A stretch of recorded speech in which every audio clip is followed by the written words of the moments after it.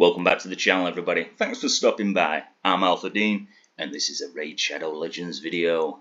It was Valentine's Day yesterday, so I hope you've all woken up with a smile on your faces. Let me know what it is that you did. And before I proceed, get your mind out the gutter. I mean, did you go out for a meal? Did you book a spa day? Did you stop at home, cook a romantic meal? Did you get a sitter so that you could spend some quality time together? That's the kind of thing that I mean. Or are you a single Pringle like myself? Did you spend the day just simply watching one of your favourite movies? Or were you playing Raid? Let me know. I had my boy, so it was a good day and all for me. He always puts a smile on my face, so things that kids come out with, absolutely hilarious. But anyway, onto the video. Today, upon loading up the game, we was all greeted with, well, I assume we was all greeted with the news. If not, it is here. So, and that's this Master Deck of Fate. So this news was in regards to the Deck of Fate that we're going to be having, and it's starting on Monday. It's running all the way through until Friday, the 20th. And that's for the chance to get us first guaranteed of these assassins, Basim IBM Ishaq. I don't know if I've pronounced that right, by the way. If I haven't, I can only apologise. So how are we going to get this guy? It is obviously from Master Deck of Fate, so it's going to be summoning souls from Soul Stones, and also getting artifacts and accessories. Now, like I said, this is quite a lengthy event. It's going from Monday all the way through to Friday. So what I'd advise you guys to do is get as many artifacts and accessories as you can before you actually pull your soul cells. That's the approach that I'm going to take. I'm going to be doing the dungeons and whatnot that are there anyway. I'm going to have to participate in them because I am going for the fusion. So it's something that I'm going to be participating in anyway. And to be fair, normally I participate in them regardless of if there's a fusion going off or not. So I will be doing this first, and I'll leave it till Friday before I pull my soul stones. So what are we actually getting in these Deck of Fate? What's the fragment requirements?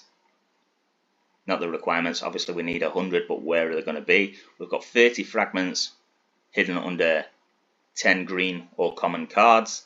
So there's going to be 3 fragments under each one of them 10 cards. Then there's going to be 40 fragments under 8 blue or rare cards. So 8 cards with 5 fragments each. And then there's going to be 30 fragments hidden under 3 purple or epic cards. So 10 fragments for each of those 3 cards. Now there's going to be 40 cards. There always is the 40. And what I'd suggest is, we cannot pin rarity. We can't pin rarity. Okay, so note that we cannot pin the rarity of them. Worth remembering. A little bit of a negative there, but it is what it is. I wouldn't participate in this if you cannot complete the whole of the deck. I don't believe that we can go to it yet. Let me just have a... Yeah, it's not live. We can't go to it. But if you can't turn over all 40 of the cards that pop up, don't expect to get this champion. It tends to be that you need to flip all of them to get him. Or at least 38, 39, somewhere along there. So, if you can't complete the deck in full, just be mindful that you may not get the champion. Okay? What I will say in regards to this Deck of Fate is, if you can't do the event, don't worry too much about it. You know, he's not an insanely overpowered champion or anything like that. They tend to do the worst champion for these Deck of Fates.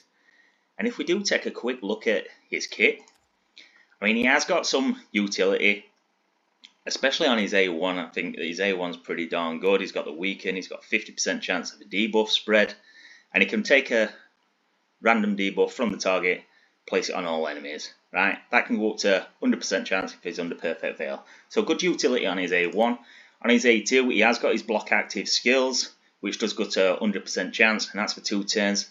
I haven't got many champions that have got this, But bar that, he's just mainly a damage dealer. So don't worry too much if you can't get him. Right? We've got lots and lots of damage dealers in the game.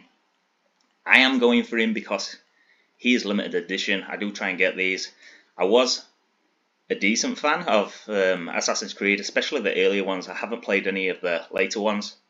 So, yeah, don't worry too much if you can't get him. The synergy as well between them, like you don't need them all for them to be great or anything like that. It's not like the TMNT collab, right? Don't worry too much about it. He is just a damage dealer, and they are 10 a penny. He does offer this block active skills, which to me is worth getting, but there will be other champions with it, so don't worry about it.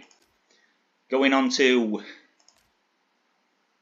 this Altar of Souls then. I did make a video in regards to this on the last 2x event that we had, saying that I do believe that we're going to get a guaranteed champion, and I did surmise that it was going to be Basim, but I didn't state that in the video. I don't believe.